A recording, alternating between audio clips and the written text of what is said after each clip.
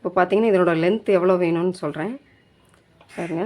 Length வந்து 11 inch, அகலம் வந்து 5.5 இன்ச்சு. இந்த மாதிரி உங்களுக்கு தேவைன்னா, உங்களுக்கு மொபைல் வைக்கணும்னா நீங்கள் செவ்வகமாகவும் வெட்டிக்கலாம். நீங்கள் என்ன ஷேப் வேணால் கொடுத்துக்கலாம். நம்ம வந்து இந்த மாதிரி கையை வச்சு அதை சுற்றி ஒரு 1/2 இன்ச் விட்டு நம்ம மார்க் பண்ணி ஒரு பீஸ் ரெடி பண்ணி எடுத்து வச்சுருக்குறோம். இதை பார்த்திங்கன்னா இதில் வந்து பேண்ட் ஒரு சைடு எடுத்துக்கோங்க. இது வந்து ஃப்ரண்ட்டு தட்டுங்க.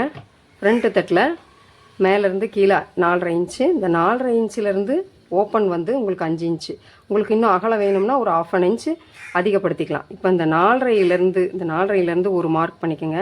5 வரைக்கும் ஒரு மார்க் பண்ணிக்கோங்க. அந்த மார்க் பண்ணுற இடத்துல ஒரு கட் கொடுத்துக்கோங்க. சின்ன கட் கொடுத்துக்கணும்.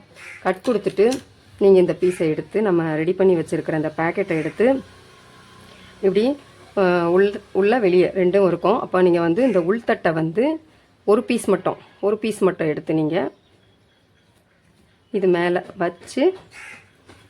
வச்சு நீங்கள் இப்படி வந்து அட்டாச் பண்ணணும். பார்த்திங்கன்னா ஒரு 4-5 குத்து மட்டும் குத்தி இப்படி திருப்பிக்கணும். திருப்பிட்டு இந்த நம்ம இங்கே ஒரு கட் கொடுத்துருக்கோம்ல, அது வரைக்குமே நீங்கள் ஸ்ட்ரைட்டாக ஒரு தையல் போடணும்.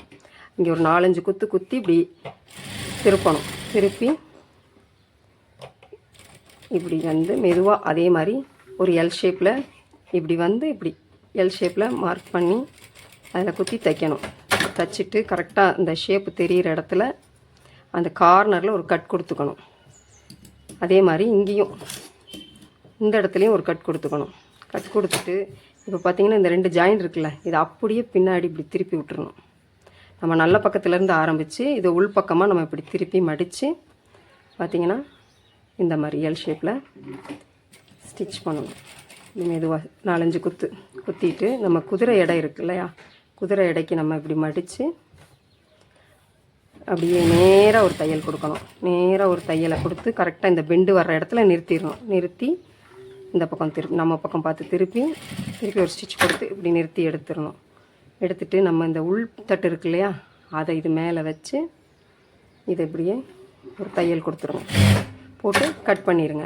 அப்புறம் கீழே இந்த மீதி இருக்குல்ல, இந்த மீதி இருக்கிறத நல்லா உதறி நீங்கள் அதோட சேர்த்தும் தைக்கலாம், அல்லது நிறுத்திட்டு நீங்கள் வெளியே இப்படி எடுத்துகிட்டு வந்தும் தைக்கலாம். இப்போ இந்த இடத்துலேருந்து ஒரு ஜாயின் கொடுத்துடணும். இந்த ஜாயின் கொடுத்துட்டிங்கன்னா உங்களுக்கு பாக்கெட் ரெடி ஆயிரும்.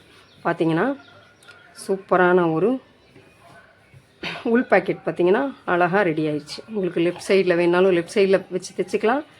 இதே மெத்தடு தான் உங்களுக்கு ரைட் சைடு வேணுனாலும் ஒரு பேக்கெட் கொடுத்துக்கலாம். ஓகே ஃப்ரெண்ட்ஸ், இதை வந்து நீங்கள் பேக் தட்டு ஜாயின் பண்ணி வச்சுருப்பீங்கல்ல, பேண்ட்டோட பேக் தட்டு, அதை வந்து நீங்கள் இது மேலே வச்சு